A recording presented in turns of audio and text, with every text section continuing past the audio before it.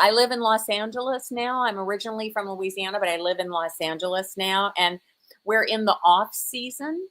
The off season in Los Angeles is mudslide, fire, and earthquake season. Yes. Those are the off seasons, and it only happens about 3% of the time here. The rest of the time, it's so good, you guys, except for the mayor and the homeless crisis and the road rage.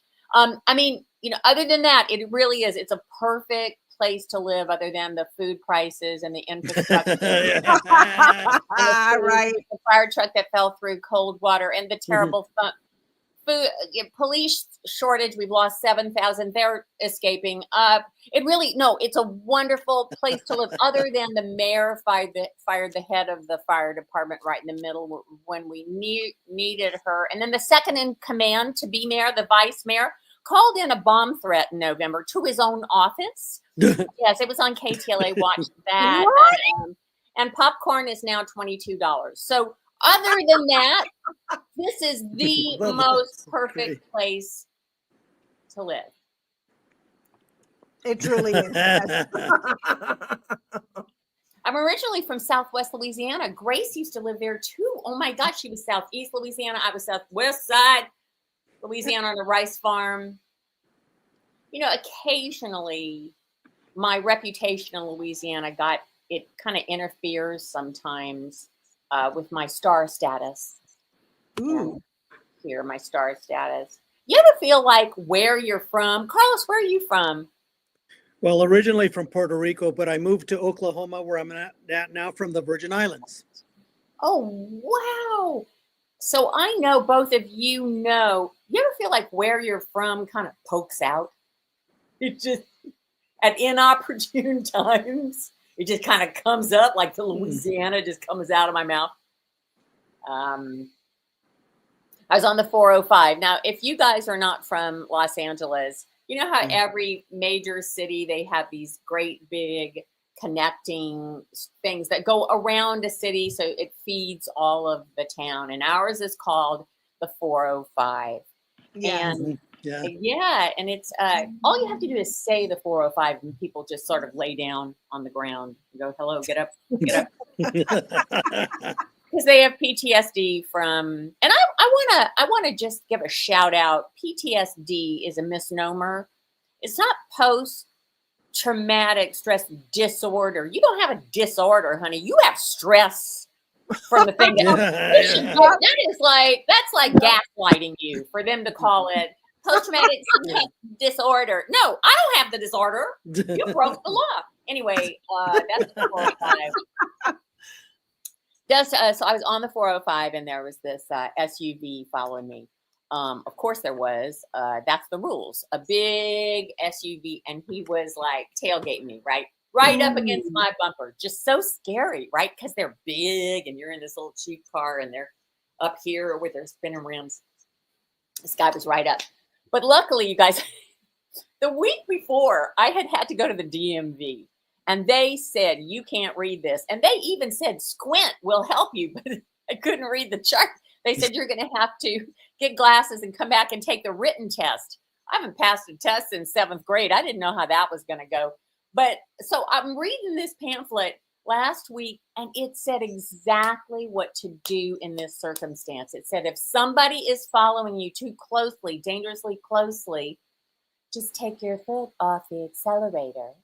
So the other driver knows they should go around you. Yeah. On the 405. Okay, fine. Let's play Tokyo Drift. Let's go.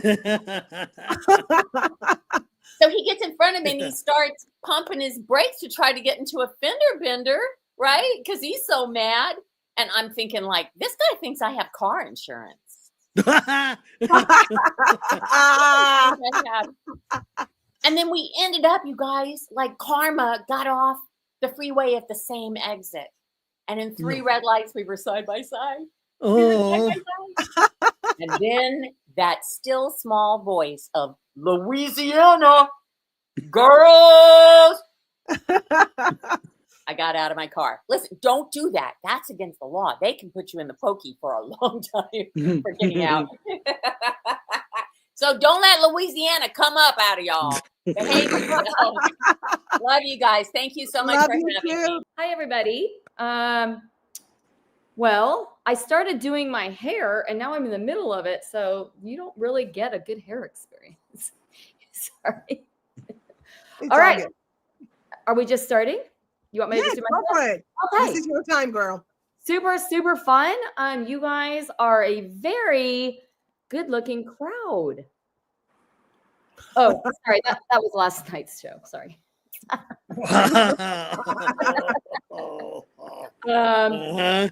Okay. Happy Saturday. I'm really glad it's the weekend. I had a super, super hard week. So I actually have like a day job and I was at the office this week and I was walking by this guy's desk and he was like, nice ass. And I was pissed. So I like walked straight up to HR and I was like, this is unacceptable. I demand everyone addresses me like that. Like, why just one guy? Like, I mean, why Steve? Oh. Happy Saturday. So you guys, I just celebrated 25 years of doing comedy. Woo! Yes. Yeah. So my very first show I ever did was at the Improv in Hollywood. So you can see how my career has exploded. I'm here doing a show in my living room. Yes. But I am actually really happy to be doing this show online because I've been a little uncomfortable performing in bars around alcohol ever since I quit drinking. So, why did I quit drinking? Everyone always asks. Okay, here's the deal. I quit drinking on 6 de Mayo. 6 de Mayo. Yeah. It sucked because I discovered that I had an allergy. Yeah, it turns out that that tequila makes me break out in bulimia. So no, it's okay because drinking's not good for anyone, right? It really wasn't good for me because I would like wake up in really strange places, like my own bedroom. That's not why I went out drinking. So now I'm totally getting into the coffee world. Like that's a whole thing. When people quit drinking, they go, turn to coffee. And I'm trying to get it down. I'm pretty good. Like I was at Starbucks yesterday and I asked the barista, she asked me what I wanted. And I said, okay, I got this, Lauren. I would like a tall, dark, and handsome. And she looks down at the register and she's like, oh my God, that's so weird. I can't find that. And I'm like, yeah, join the club. Either can I. How about bring me a regular drip because you can find those anywhere. So. And like, I don't get the whole Starbucks thing. Like, how do you even run out of anything at Starbucks? Can't you just run across the street to the other Starbucks?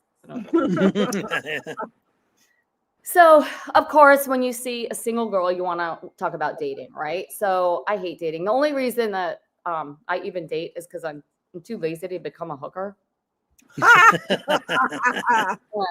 No offense to the hookers watching. I just,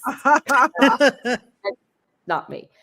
And also, like, I'm sick of it. Like, because all the good guys are taken, right? They're either what? All married, they're gay, or they're your brother. Okay. And I can't marry my brother. You guys, for obvious reasons, stop. I mean, he doesn't make enough money. Not to mention he's married and gay. So.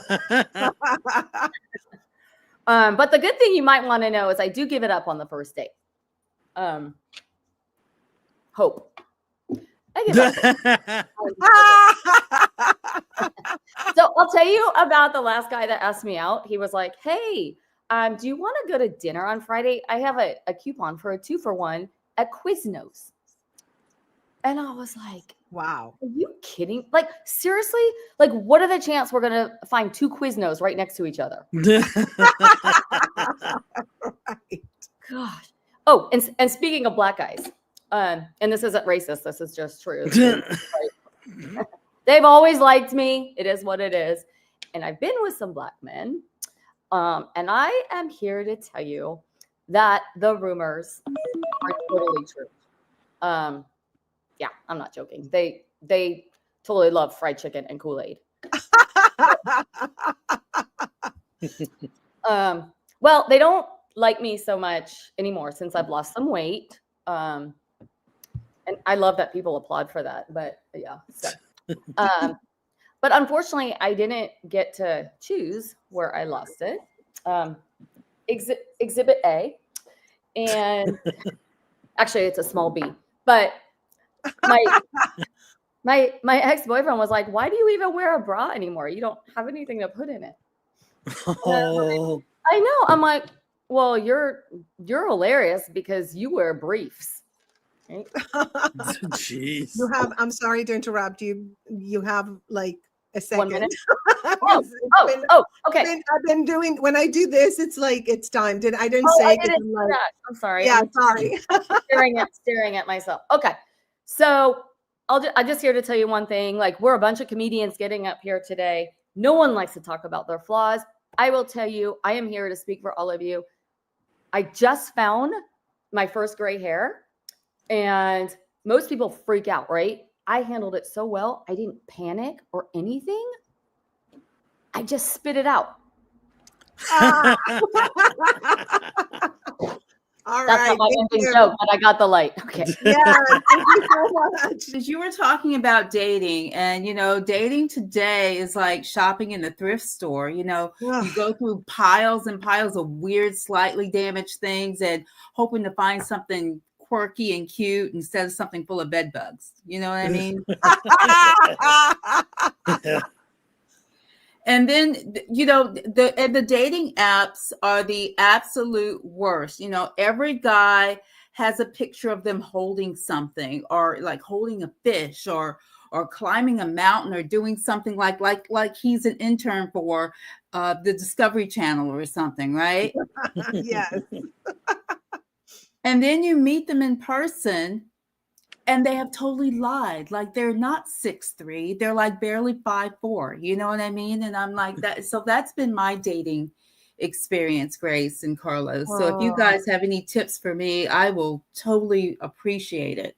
I'm Black, as you could probably see. Don't adjust your sets. I'm from Mississippi. And so, being from Mississippi, I was raised as a Christian conservative. So, that pretty much means I'm very judgmental, so it's really good to have judgmental friends, because it really saves you a lot in paying for therapy, because we will tell you all about your business, right, Carlos? Yeah. You don't even ask. Yeah. You don't even ask, anything. You could have a headache or a problem with your kid, whatever it is. Judgmental people will always have an answer for you, whether you ask or you like it or not. But Yeah. the interesting thing in growing up in my family, we used to do like a lot of family gatherings. Grace and Carlos, did you have like big family gatherings? Well, it's interesting, like when Black families get together, because as soon as you walk in the door, you can smell the diabetes in the air. There's fried chicken, mac and cheese, collard greens, sweet potatoes. It's like walking into like a seasoning commercial, not just any seasoning. You have Lowry's and garlic powder and onion powder and paprika and chili powder. I mean, you name a seasoning, we got, because like they say in our community, if you ain't sneezing, it ain't seasoned. So, that's the way it is with us. And then like there's the portion controls, right? I spent the holiday one year. It's just the portion controls on our plate, right? When we make our plates of food, it's like white people, they're demure, Black people, if we don't need to see the actual plate, there's got to be food in every corner. So I really love, that's how we do that. So there's no such thing as portion control. It can fit. It can fit on there. It looks like, I mean, you're feeding a family of 5, but it's really just one plate of food. And I love that about us. You know what I mean? And the thing about it is after we eat, we have to immediately take a nap.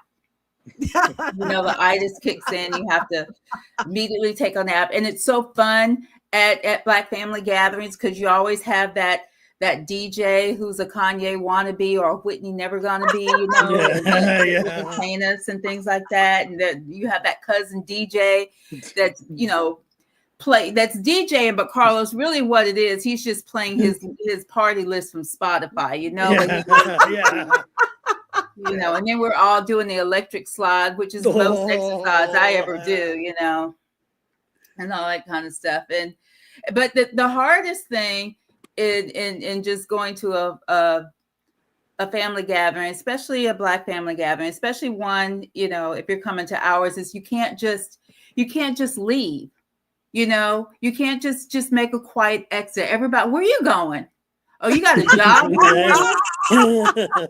You got your boo thing waiting on you. Bring them in. You can't just ease on out the door, you know. And then, of course, you have to take the plate, right? Which is why you bought the Tupperware in the first place.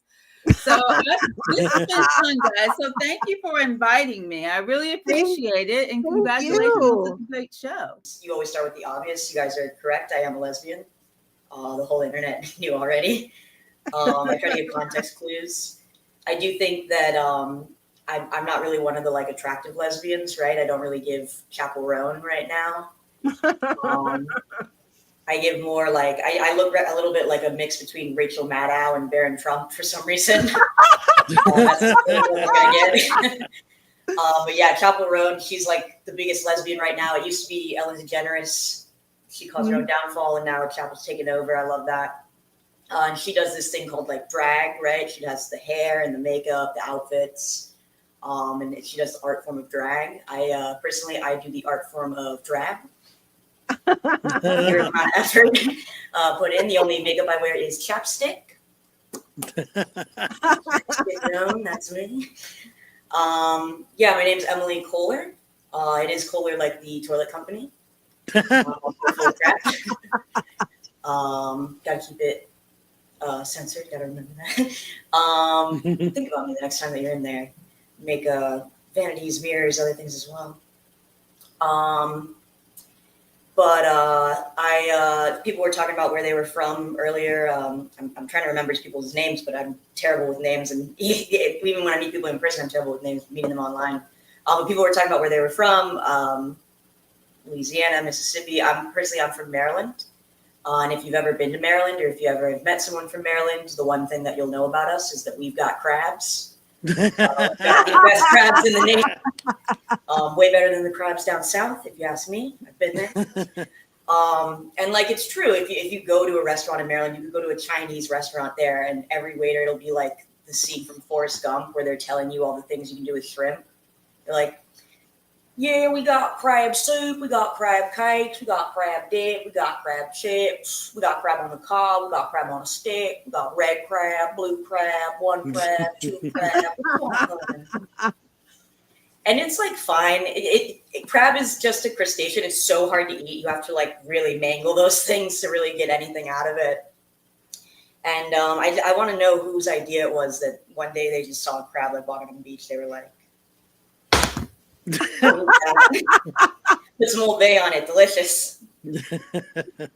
I have like 3 different things I'm looking at. I'm trying to see when you put your phone up to know when I have the minute left. The Oscars happened earlier this week. Did y'all watch the Oscars? Yes. Yeah. I feel like Hollywood is completely split like 50-50 because they're just so long, honestly. But I watched and I watched a lot of the movies this year too. It was a lot of great films. And the one that was like the big winner of the night was that Nora movie, right? It was really well known for being an indie budget movie, like really small budget. Only took $6 million to film. That's a low budget movie in Hollywood. And I think that the really like interesting thing about it, the movie itself is pretty good. But then they had this really big campaign for the Oscars where they were like marketing, making billboards. They were sending out DVDs and promotional material to people. And all of that marketing took $18 million. Wow. Whoa. So basically, they could have made 3 more movies like Anora with the amount of money they put into marketing Anora for people to go, how great is it that that low budget movie won an Oscar? And I don't know, that just feels so like perfectly Hollywood.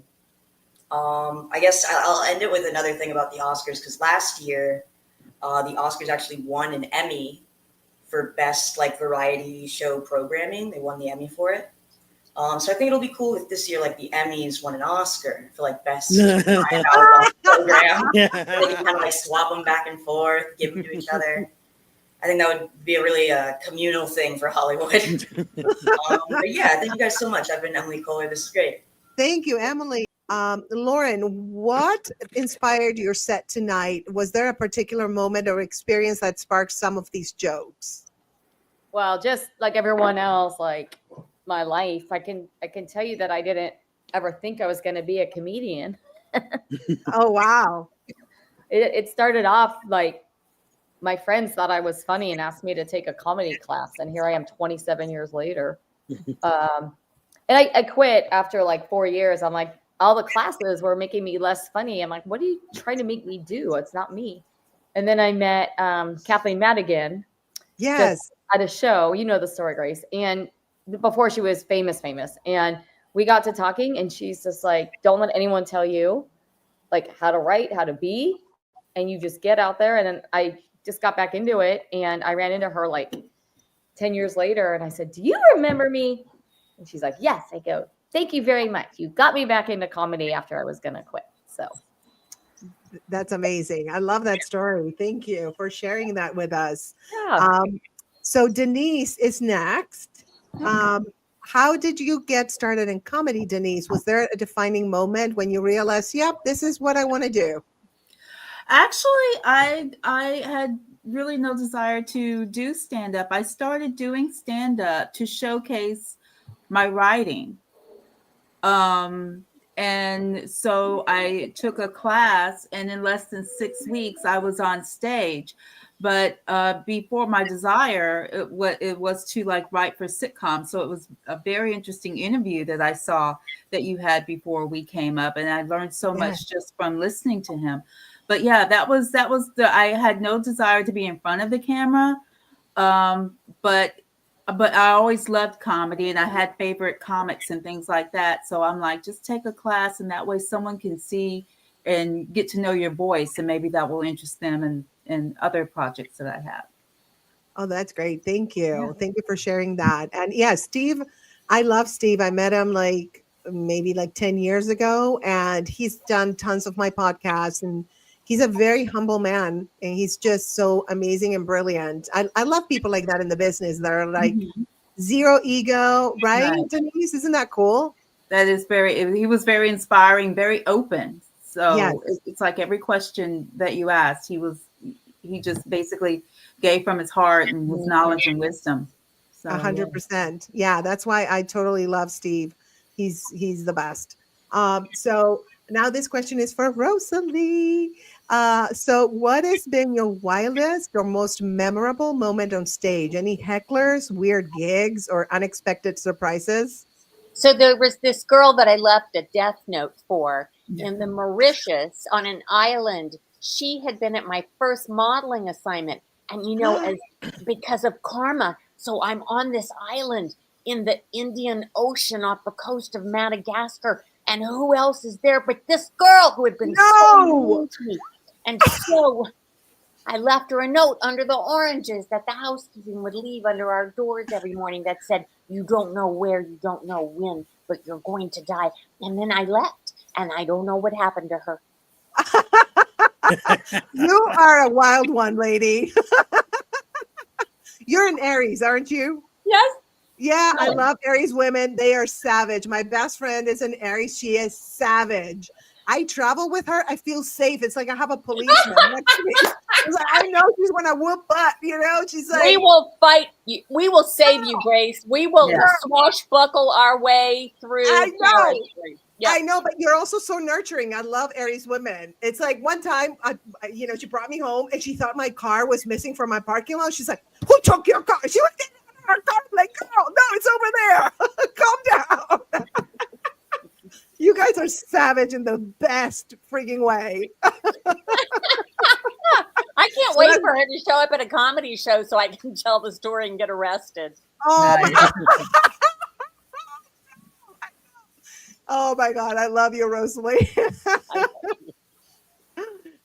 So now I have a question for Emily. Emily, what is your writing process like? Do you have a specific routine, or do jokes just come to you like in the shower or when you're driving?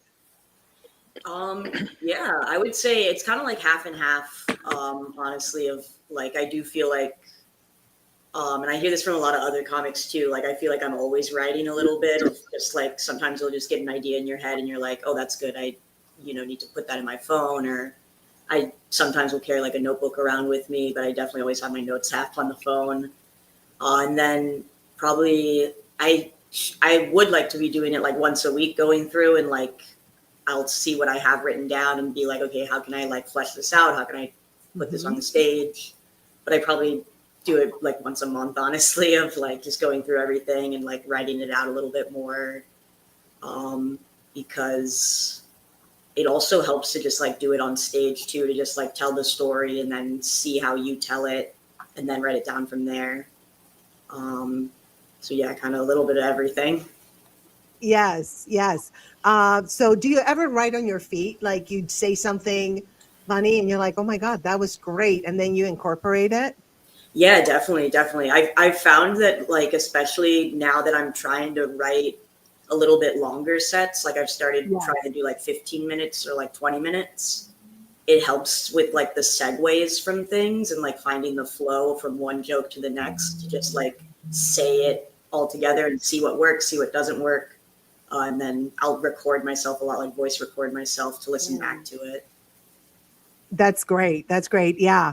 I've written so much on my feet. And it's good to tape yourselves. Do you guys tape yourselves? Yeah, definitely.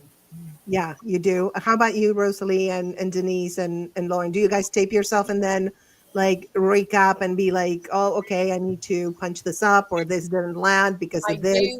I do try to tape, at least record on my phone every set, and then I never listen to them. Yeah. That's how not to get ahead, kids. Yeah. I love that. I do listen to every single thing, and I'm like paying attention. I'm crazy. I'm crazy like that. I'm the opposite of you, Rosalee. I just like we're supposed to listen to it so we can get better. But some people don't need to do that. It's like we need to do that, Grace. You do. I just like don't mislead. Don't mislead the comic, Grace. Try not to put my wrists after my. Oh my God. Oh, here's James. Look at this. Everybody has an OnlyFans these days, Grace. Everybody tapes themselves. Oh. I love James. All right, you guys. What is Lauren? Yes. Lauren, what is your IG? Because I can see Denise. I know from before. I was following her before, but I don't know your IG. It's just my name, Lauren Kirshner. I'm going to put it in the chat. Are you on the chat? Okay, it is. All right. All right, you guys. I have an expert coming up now. I'm going to do, you guys might want to stay or watching on YouTube. If you go and go to YouTube and you can comment if you want. Rick Overton is going to be. He's amazing. He is beyond amazing. He was on one episode of the Tias. He's Dr. Knickerbockers. And he's very funny. Yeah, he's hysterical. We improv with him, and it was just, we learned so much from him. We love him. We want him back. So he's going to do it on the phone because it has problems with like the connection. So he's up next and he's waiting for my call, you guys. So if you want to like tune in to YouTube, that's great. That would be great. So, all right. Thank you everyone so much for being here. Just talent Bye, you guys. Nice to see you. Thank you for having us.